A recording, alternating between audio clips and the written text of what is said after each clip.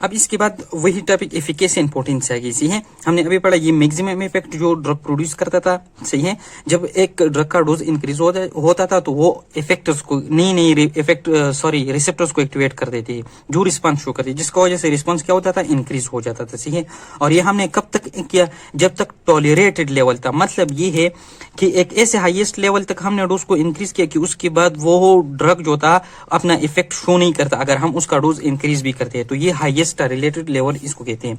अब efficacy depend किस पर करती है, एक नेचर ऑफ द ड्रग पर डिपेंड करती है, यानी कि ये रिसेप्टर्स के साथ किस तरह एफिनिटी रखता है, अट्रैक्टिवली बाइंड करता है या नहीं, वीकली बाइंड करता है। एक रिसेप्टर पर, सेम रिसेप्टर्स की नेचर पर भी कि रिसेप्टर किस तरह ड्रग से बाइंड करते हैं। इसके अलावा इफेक्टर सिस्टम, जो इफेक्टर मॉलिक्यूल हमने पढ़े उस पर भी डिपेंड करता है। ये 3 इसके फैक्टर्स हो गई।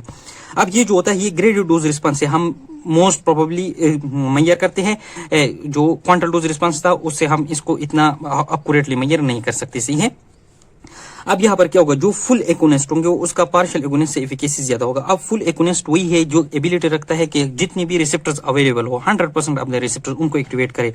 पार्शियल एकोनिस्ट वही होती है जो 100% ऑफ द रिसेप्टर एक्टिवेट करने की एबिलिटी नहीं रखती, इसलिए इसके इफेक्ट ज्यादा होता है, इसलिए इसकी एफिकेसी ज्यादा होता है। सही है, फिर पोटेंसी आ गई। ये ड्रग की वो कंसंट्रेशन है जिस पर डिजायर इफेक्ट या स्पेसिफिक इफेक्ट शो करते हैं। सही है, अब पोटेंसी की कौन कौन से फैक्टर है, affinity of the drug receptor interaction, मतलब ये है कि एक ड्रग रिसेप्टर के साथ कितने अट्रैक्टिव फोर्सेस के साथ बेंड करते हैं। अगर ज्यादा अट्रैक्टिव फोर्सेस के साथ बेंड करते हैं, इसके इफेक्ट एफिनिटी ज्यादा है, ये बहुत जल्दी अपने जो इफेक्ट से शो करेंगे। एक नंबर ऑफ रिसेप्टर, अगर ज्यादा नंबर ऑफ रिसेप्टर अवेलेबल है, ज्यादा नंबर ऑफ रिसेप्टर्स एक्टिवेट होंगे, रिस्पॉन्स ज्यादा होगा। अगर वही रिसेप्टर कम नंबर में अवेलेबल है, कम नंबर ऑफ रिसेप्टर्स एक्टिवेट होंगे, और कम नंबर ऑफ रिसेप्टर्स जब एक्टिवेट होगी तो वो क्या होगा, अपना रिस्पॉन्स कम शो करेगा।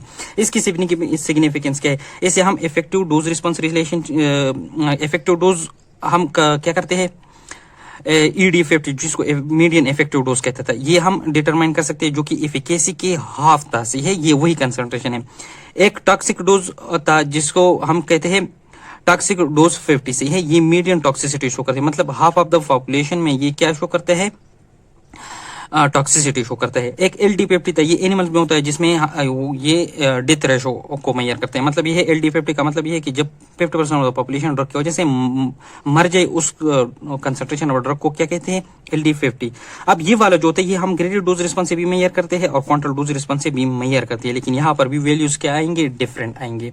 मतलब ये है कि ये दोनों कर्व जो है ना, यहाँ पर भी क्या है, एक दूसरे के इंडिपेंडेंट है।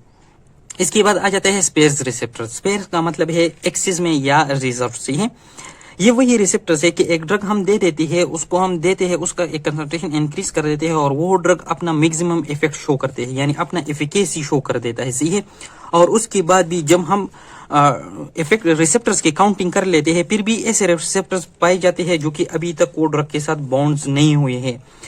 तो जब मैक्सिमम इफेक्ट के बावजूद भी अनबाउंडेड रिसेप्टर्स हमारे साथ पाए जाए, उसको हम क्या कहेंगे, स्पेयर्स रिसेप्टर्स। नॉर्मली क्या होते हैं कि एक ड्रग आ जाते हैं, वो रिसेप्टर साइड पर ड्रग के साथ बेंड कर देते हैं। जब बेंड करते हैं ये क्या करते हैं, फिर अपना रिस्पॉन्स शो कर देते हैं।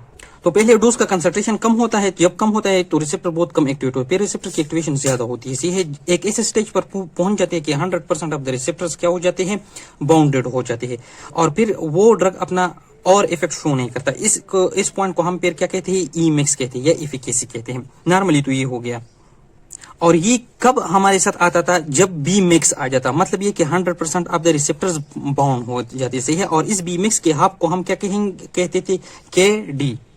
अब यहाँ पर इस ग्राफ पर हम शो कर देते हैं, क्या कर देते हैं ना, कि हम एक ड्रग दे देते हैं। सही है, उसको हम इसी तरह इंक्रीज कर देते हैं, ये अपना ग्राफ बना लेते हैं। यहाँ पर हमारे साथ क्या आ जाता है, ई-मिक्स आ जाता है, ड्रग अपना मैक्सिमम इफेक्ट शो कर देते हैं। और यहाँ पर हमारे साथ क्या बन जाता है, ये बहुत ज्यादा वर्टिकल बन गया, यहाँ पर मैं बनाता तो इस तरह से है, ये एक हो गया, यहाँ पर ई-मिक्स आ गया। सही है, और इसके जो 50% कंसंट्रेशन था वो यहाँ पर बन गया। तो ये हमारे साथ क्या हो गया, अब ये जो कंसंट्रेशन है ये हमारे साथ हो गया EC50, मीडियन इफेक्टिव डोज हमारे साथ EC50 आ गया। अब हम एक और डोज दे देते हैं जिससे हम मेजर करने वाले कि किस चीज को, रिसेप्टर बॉन्डिंग को। सही है, फिर जब हमने ये रिसेप्टर बॉन्डिंग, लेकिन ये डोज हमने हाई दे दी। सही है, यहाँ पर हमने यहाँ से स्टार्ट किया, यहाँ पर हम हाई दे देते हैं। जब यहाँ से हम स्टार्ट कर देते हैं इसी तरह, तो यहाँ पर भी मैक्सिमम इफेक्ट अपटेन हो जाते हैं। सही है, ई-मिक्स यहाँ पर अपटेन हो जाता है और यहाँ पर बी-मिक्स भी होगा। अब इसकी जो 50% थे वो यहाँ पर 10 पर आ गया। सही है, अब यहाँ पर अगर आप सोच करें ये 50% को हम क्या कहते थे, KD कहते थे।